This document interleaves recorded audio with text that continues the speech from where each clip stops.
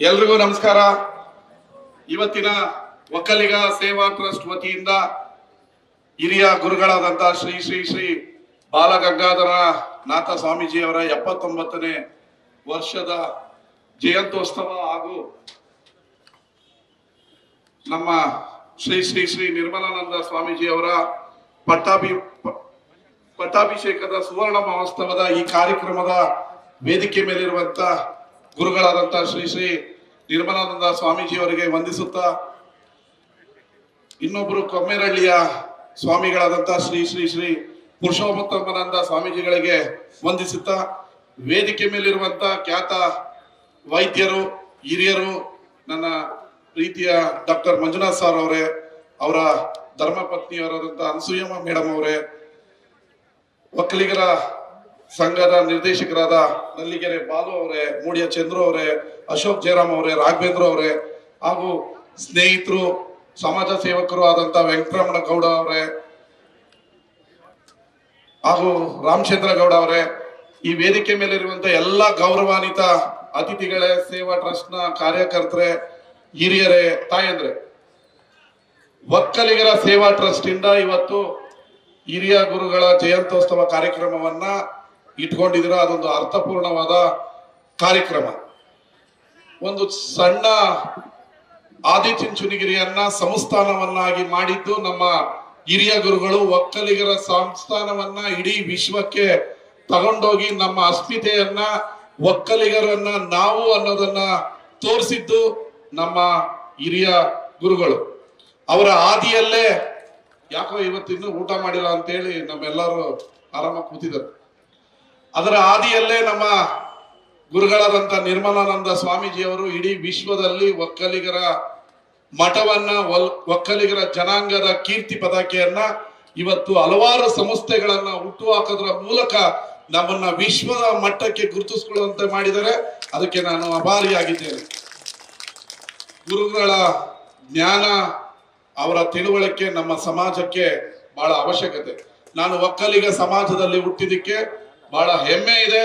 ಈ ಜನಾಂಗದಲ್ಲಿ ಏನಾದ್ರೂ ಮಾಡಬೇಕು, ಅವರ ಮಾರ್ಗದರ್ಶನ, ಅವರ ಆಶೀರ್ವಾದದಲ್ಲಿ ಒಕ್ಕಲಿಗ ಸಮುದಾಯಕ್ಕೆ ಏನಾದ್ರೂ ಮಾಡಬೇಕು ಅನ್ನೋ ತುಡಿತ ನನ್ನಲ್ಲಿದೆ. ನಮ್ಮ ಒಕ್ಕಲಿಗ ಸಂಘದವರು ಇಡೀ ಮಂಡ್ಯದಲ್ಲಿ 14 ಲಕ್ಷ ಒಕ್ಕಲಿಗರಿದ್ದಾರೆ. ನಮಗೊಂದು ಸಮುದಾಯ ಭವನ ಇಲ್ಲ.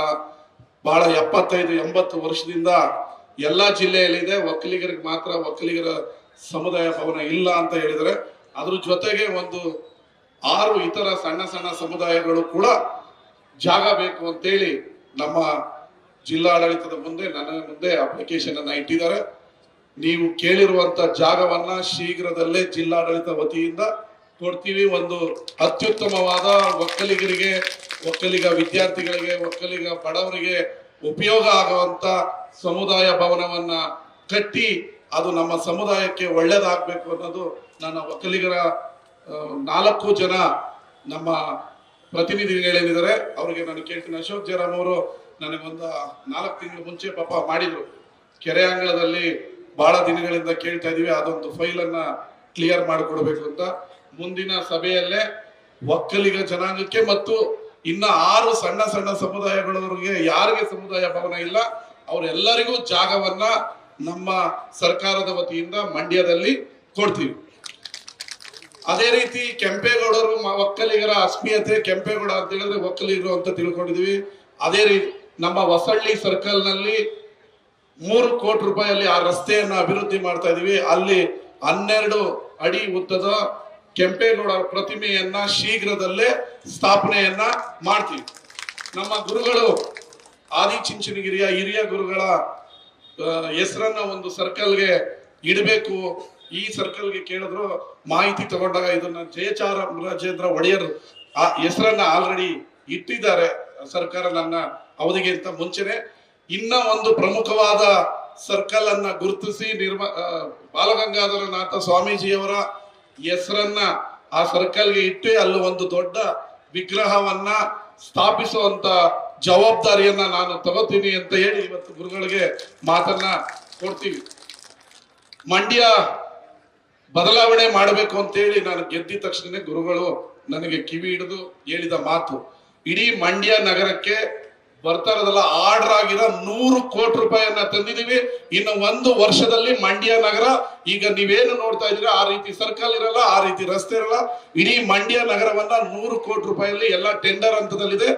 ಅಭಿವೃದ್ಧಿ ಮಾಡಿ ಗುರುಗಳು ಏನು ನಮ್ಮ ಮೇಲೆ ವಿಶ್ವಾಸ ಇಟ್ಟಿದ್ದಾರೆ ಅದನ್ನ ಮಾಡ್ತೀವಿ. ಕೊಮ್ಮೇರಹಳ್ಳಿಗೆ ಹೋಗೋ ಮಠಕ್ಕೆ ಹೋಗೋ ರಸ್ತೆಯನ್ನ ಈಗ ಆಲ್ರೆಡಿ PWD ಇಂದ ಅಭಿವೃದ್ಧಿ ಮಾಡ್ತಾ ಇದೀವಿ. ಗುರುಗಳು ಹೇಳಿದ್ದಾರೆ ನಾಗಮಂಗಲ ರೋಡ್ ಇಂದ ಕೊಮ್ಮೇರಹಳ್ಳಿ ಊರು ಒಳಗಡೆಯಿಂದಲೂ ಅಭಿವೃದ್ಧಿ ಆಗ್ಬೇಕಂತ ಅದಕ್ಕೂ ಪ್ರಸ್ತಾವನೆಯನ್ನ ಕೊಟ್ಟಿದ್ದೀವಿ. ಅದನ್ನು ಅಭಿವೃದ್ಧಿಯನ್ನ ಮಾಡ್ತೀವಿ. ಅದೇ ರೀತಿ ಕೊಮ್ಮೇರಹಳ್ಳಿ ಬೆಟ್ಟದಲ್ಲಿರುವಂತ ನರಸಿಂಹಸ್ವಾಮಿ ಬೆಟ್ಟವನ್ನ 50 ಕೋಟಿ ರೂಪಾಯಿಯಲ್ಲಿ ವಿಶೇಷವಾಗಿ ಅಭಿವೃದ್ಧಿ ಮಾಡುವಂತ ಪ್ರಸ್ತಾವನೆಯನ್ನ ಸರ್ಕಾರದ ಮಟ್ಟದಲ್ಲಿ ಇಟ್ಟಿದ್ದೀವಿ. ಅದಕ್ಕೆ ಅಪ್ರೂವಲ್ ತಗೊಂಡು ಆ ಬೆಟ್ಟದ ನರಸಿಂಹಸ್ವಾಮಿ ಬೆಟ್ಟವನ್ನ ಬಹಳ ಅದ್ಭುತವಾಗಿ ಅಭಿವೃದ್ಧಿಯನ್ನ ಮಾಡ್ತೀವಿ.